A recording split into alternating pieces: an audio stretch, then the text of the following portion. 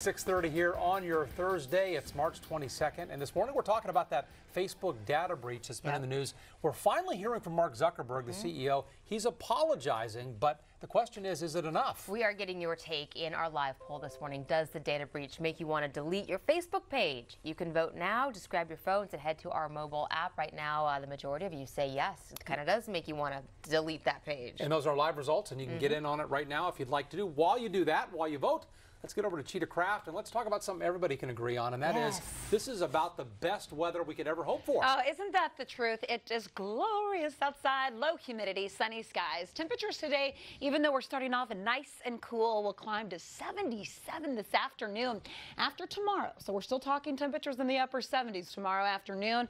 Big changes in store for the weekend and next week. Pollen count still at extreme levels. It's mainly the tree pollen, but now the ragweed and the grass and the mold spores, pretty much everything combined popping up on the map. Winds are calm. I'm going to talk about how winds are playing a major factor in our weekend warm-up coming up next. Good Thursday morning, Darby. All right, thank you, Cheetah.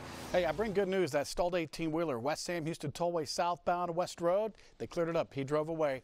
All lanes are open and traffic should recover. An accident on the Gulf Freeway's inbound side, just inside the tollway at Fuquay, was taking up 2 left lanes as a fire department showed up, but wreckers got it out of there. Now you just have 1 vehicle left over here on the shoulder with a police officer. So you'll have some slow traffic as you approach the tollway, but that should be it. Travel times for the Gulf Freeway, 31 minutes from League City Parkway to downtown. That's not bad, but it'll get worse. 27 minutes on 288 from Highway 6 to downtown. Brake lights as you hit McCard all the way in towards Orem. No delays on the Fort Bend Toll Road. Let's go to our chopper. Now a live look from KHOU 11 News Eye in the Sky. Always do like this shot here. This is Highway 290 looking from around Fairbanks, North Houston on into the Pinemont curve. You see it gets slow, then really slow as you hit the Pinemont curve into the I-10 split. Running about 30 minutes right now to make your way from the Grand Parkway into 610. Also look for delays trying to get through Jersey Village. All right, Darby, thank you very much. We have breaking news overnight we need to get to now. A night out ended with several people in the hospital. Police say that an angry man, and you're looking at the result there, he just drove his car, intentionally drove his car, right into a crowd. Yeah, this happened outside the Bayou City Bar in Montrose. Our Michelle Choi is outside that location right now with how all this started. Michelle? Well, guys, police tell us this all started when a fight broke out at that parking lot. There was a large group of people, a guy who was beat up pretty badly in retaliation, then hops into his car, and then that's when he drove into a group of people, even dragging a guy several feet into that grassy area over there. That's actually the car he used to hit those people. Now, we actually have video of the driver as he was being taken into an ambulance. Police tell us he was taken there to be checked out. You can see that he was beat up pretty badly. He is now under arrest at this time at that hospital. And then the next guy you're going to see is the person who was dragged several feet. We're told he is a 25-year-old nursing student. His friend there wailing, watching that whole scenario play out. We actually spoke with him, and here's what he had to say. We decided to just come out to have fun, you know, and then this happened. We always been coming out. This never happened. Never. And all of a sudden this happened, like outrageous. Not okay. And guys, as we mentioned, there was a large crowd outside because this club had just closed. And here's some of here's what other witnesses saw. It came in like a hurricane. It just appeared out of nowhere. And he just came in and just started hitting and running over people and dragging people and tearing up people's cars. We just took off running, and I love the LGBTQ community, ABCDs. I love all of them. This is so sad.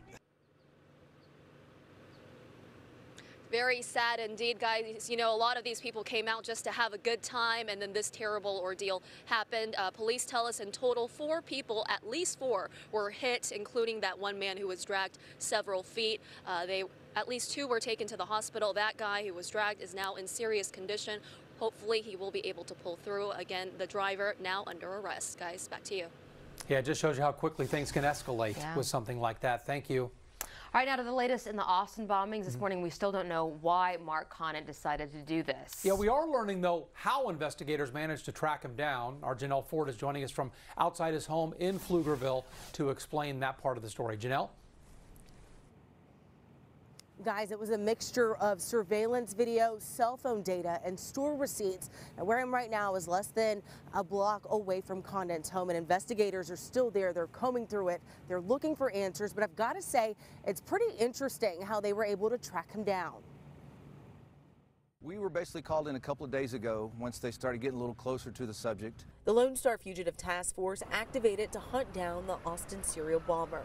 It's a group of local, state, and federal officers who specialize in taking down the most violent criminals. There were nails in the bomb. They got a big break. It came from the unexploded FedEx package in Schertz, Texas. Despite a fake name, they were able to track the label to the store where it was dropped off. From there, they got surveillance video and a license plate, leading them right to Mark Condon. When we were game planning for this whole operation, we had talked about it numerous times that he may have another bomb on him and he may try to detonate it prior to law enforcement taking him into custody. So we had talked about it. We expected it because of the nature of what he's been doing in the past. Authorities nabbed Condon using a simple tracking device that nearly everyone has, a cell phone. The bomber was found by 2 a.m. in a hotel parking lot off of Interstate 35 in Round Rock. Officers watched and waited, then moved in. Now, with Condon dead, there are still a lot of questions that likely will never be answered. Investigators do say that he left behind a 25-minute video describing those bombings. Now, in it, they say that he makes no mention of terrorism or hate, nor how or why he chose those victims. Now, as of right now, police are saying they have no plans of releasing that video. Back to you. I'm sure that's going to be frustrating for a lot of the victims' families, too, not knowing why he did it. Thank you, Janelle, very much. Topping our morning rush this morning, 6:36 our time, a man in jail after police say he stabbed a Metro bus driver on Houston's South Side. The driver was stabbed in the neck, nearly crashed the bus into a home after this happened. You can see it right there on the lawn. No passengers were hurt. The driver is recovering, and police had to tase that man before making their arrest. All right, President Trump is up and tweeting this morning and taking a shot at former Vice President Joe Biden. He called him Crazy Joe, and he said he's weak mentally and physically. The president said Biden would go down fast and hard crying in a fight.